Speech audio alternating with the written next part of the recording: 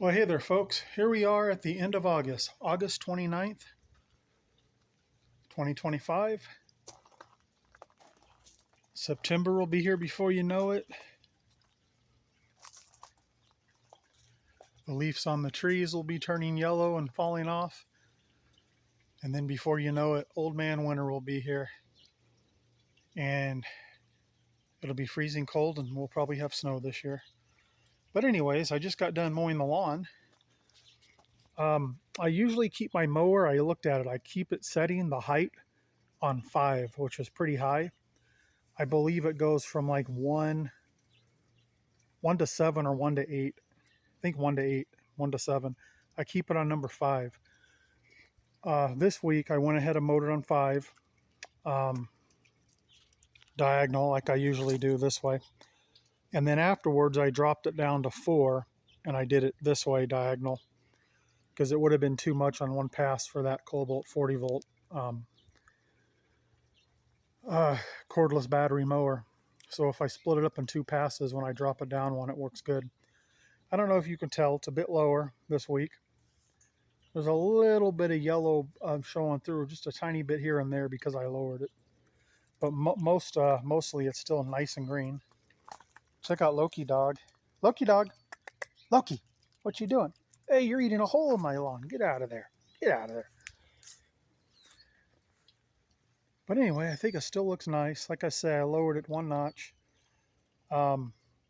Usually the first mow of the season and the last mow of the season, I'll drop it down even lower.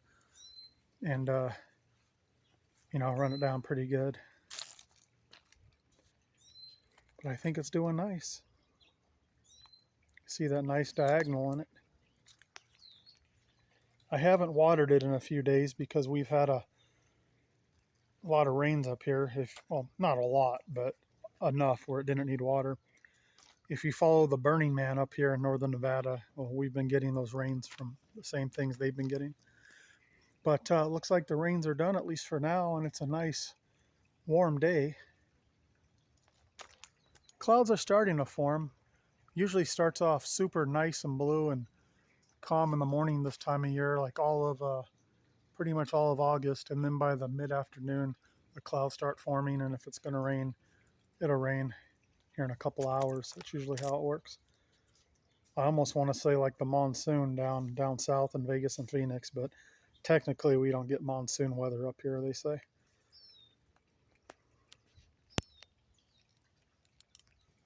But I can tell I do need to get some water on it,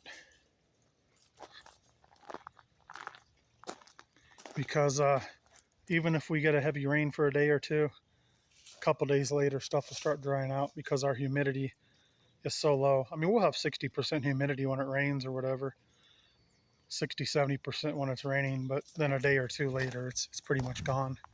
And that's what keeps stuff moist and green, is all that humidity in there, which we don't have here, so we have to compensate by watering a lot. There's my dogalitos just chilling in the grass. They like it after I mow it. They're like rolling in it. But there you can see that crosshatch pattern I do there. Peach tree's looking real full and nice this time of the year. This little Rainier cherry tree, it's really never caught on, guys. And I've said this before, this is the only tree I've ever bought from an actual nursery.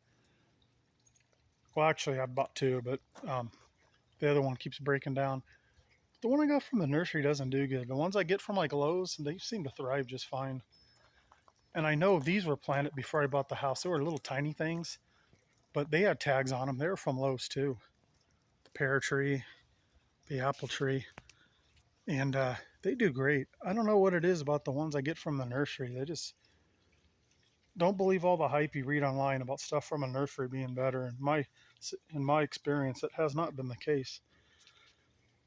But I've said it in other videos, I've probably removed 250, 300 fruits from this pear tree, and the wind's probably removed another 50 or so. But I think I've got it at a healthy, manageable level now, and I'll be able to start harvesting them pretty soon. What I'm mainly interested in is this portion here, which are the Asian pears. I've tried a couple. They're not quite sweet enough yet. Look at those nice Asian pears, though. Aren't those nice? And I removed so many of those. It's kind of made me sad, but you have to remove them or the tree gets too heavy and the fruit doesn't get as big as it should. If anyone knows what kind of pear this is, let me know. This is obviously a 3 variety grafted tree. It looks just like an Asian pear, but it's that lighter green. Maybe like an apple pear mix, something or another. And then of course we have, I don't know what kind these are, just red pears. You can see them all up there.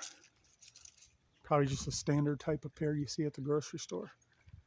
But we really do enjoy these Asian pears a lot. Those are nice. Check out all the strawberry runners coming out.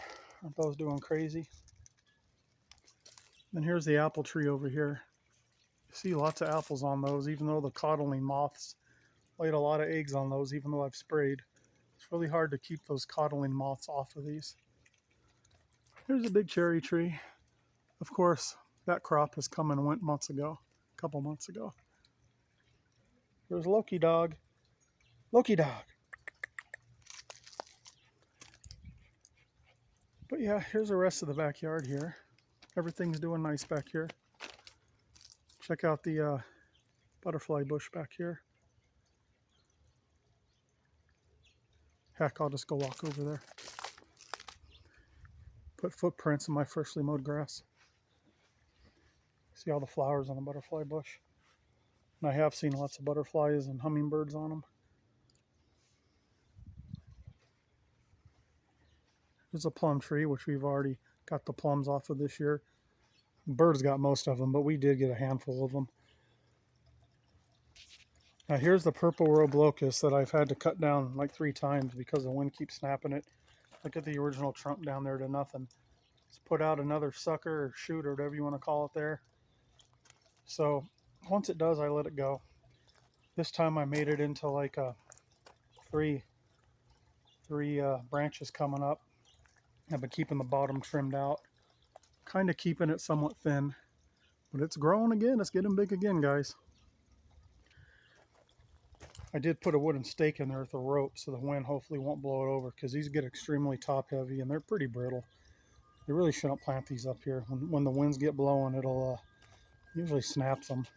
Just like down in Vegas and Phoenix, they have mesquite trees. When the wind gets blown, it snaps those quite often too.